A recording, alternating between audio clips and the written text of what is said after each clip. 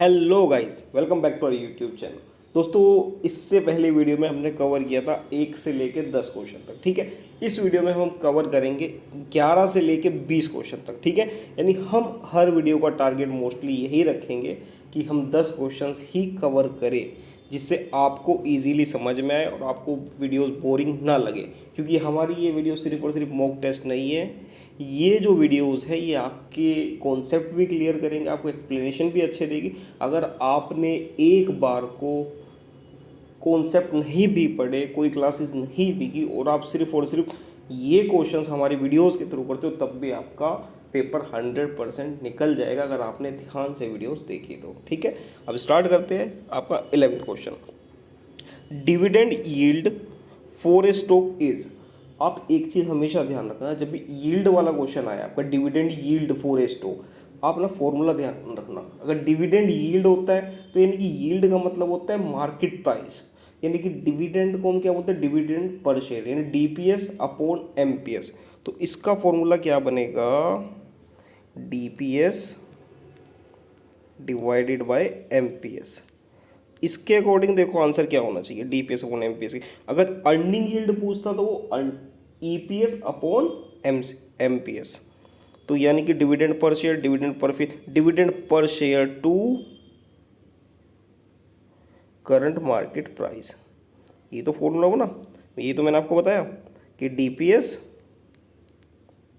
Upon current market price को MPS ही तो बोलते हैं, मार्केट प्राइस पर शेयर। ठीक है, क्लियर। ये क्वेश्चन आपको समझ में आ गया होगा। Next question, value stocks. मैंने आपको बताया था जिनकी वैल्यू कम होती है बट फंडामेंटल स्ट्रॉन्ग होते हैं। वैल्यू कम होने का मतलब क्या होता है कि प्राइस आज की डेट में कम है, इसको अंडर वैल्यू नहीं बोलेंगे, प्राइस आज कम है बट फंडामेंटल इतने स्ट्रॉन्ग है कि वो आगे जाके प्राइस बूस्ट करेगा। ठीक है, तो इसमें मोस्टली गलती क्या होती है, हम आंसर क्या समझते हैं, आर करंटली अंडर वैल्यूड, और ऐसे करने के बाद हमारा क्वेश्चन गलत हो जाता है। तो इसका एक्चुअल में आंसर क्या होना चाहिए, have high current dividend yield, यानी इसकी जो डिविडेंड की कैपेसिटी है उसकी मार्केट प्राइस के कंपेयर में हाई कैपेसिटी, यानी हाई डिविडेंड यील्ड है उसका। क्लियर, ये इसका आंसर है। Clear clear clear, okay. Next question, a change in के key personnel specially the fund manager of an AMC does not necessity a revision of the offer document. अगर कोई भी KMP में फंड मैनेजर में change आएगा तो offer document revise करना पड़ेगा, तो इसलिए यहाँ पे ये आंसर हो जाएगा आपका फॉल्स। क्लियर क्लियर, आगे बढ़ो। The offer document need not to be revised if the management और the controlling interest in the AMC is changed. ये पूरा क्वेश्चन नहीं है, अगर हम इसका पूरा क्वेश्चन पढ़े तो the offer document need not to be revised if the management और the controlling interest in the AMC change. तो ये भी सेम वही बात है, अगर आपका मैनेजमेंट और कंट्रोलिंग इंटरेस्ट में अगर चेंज आएगा तो भी आपको ऑफर डॉक्यूमेंट रिवाइज करना पड़ेगा। ठीक है, तो इसलिए ये भी यहाँ पे आएगा फॉल्स। क्लियर क्लियर, आगे बढ़ो। An AMC can not explain adverse variations between expenses estimate for the scheme on offer and actual expenses for the past scheme in financial newspaper, business channel, the offer document and AMFA newsletter। इसका answer क्या होगा, आप इस पहले बात तो question समझो, question क्या कहना चाह रहा है। एएमसी ने पास्ट स्कीम से रिलेटेड जो एक्सपेंसेस बताए थे उसमें कोई चेंज आया कि एक्चुअल एक्सपेंसेस जो बताए थे उससे भी कम है, यानी कि एक तरीके से एएमसी का पॉजिटिव साइड है कि हमने खर्चा बताया इतना था बट हुआ इतना है। तो इस चीज़ को वो कहाँ पे एक्सप्लेन नहीं कर सकता, न्यूज़पेपर में कर सकता है, कोई इसमें डाउट नहीं है, बिजनेस चैनल पे भी कर सकता है, कोई दिक्कत नहीं। ऑफर डॉक्यूमेंट में इस चीज़ को एक्सप्लेन कर सकता है अपनी पास्ट स्कीम के बारे में बता के, बट एएमएफआई के न्यूज़ लेटर में वो पास्ट स्कीम के बारे में नहीं बता सकता, तो इसलिए इसका आंसर हुआ एएमएफआई न्यूज़ लेटर। ठीक है, चलो next question. The offer document for a scheme should describe how the NAV of the scheme is to be computed.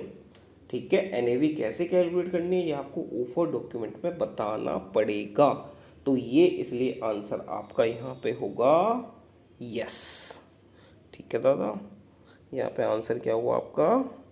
Yes, clear. आगे बढ़ो।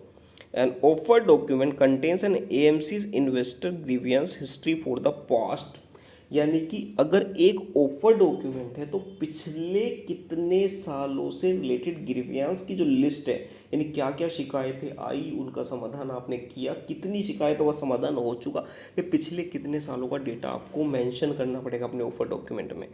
वो आपको मेंशन करना पड़ेगा पिछले 3 साल का, ठीक है, क्लियर। आगे बढ़ो। The functions and responsibilities of the sponsor, AMC, trustee and custodian of the mutual fund are listed in its, कहाँ होगा ये बताओ?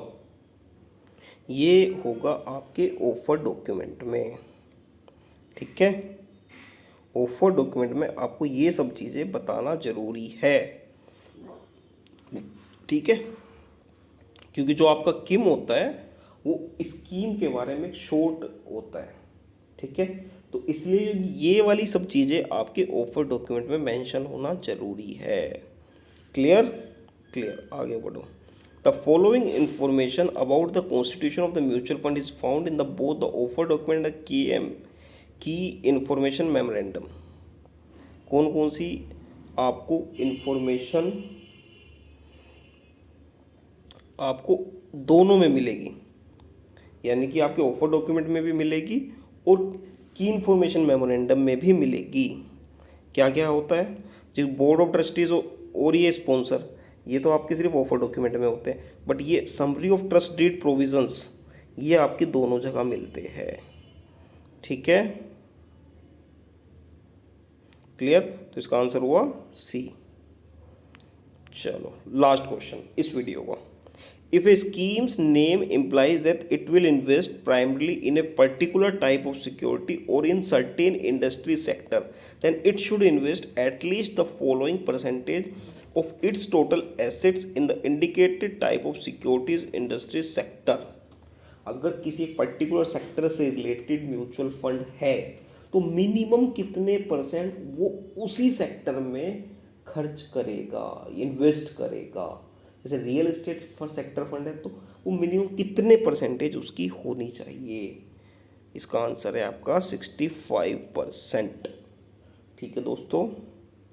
आई होप आपको वीडियो पसंद आएगी। वीडियो पसंद आए वीडियो को लाइक करें और हमारे चैनल को सब्सक्राइब करें और आगे की वीडियोस के लिए हमारे चैनल को फॉलो करें। All the very best, thank you so much.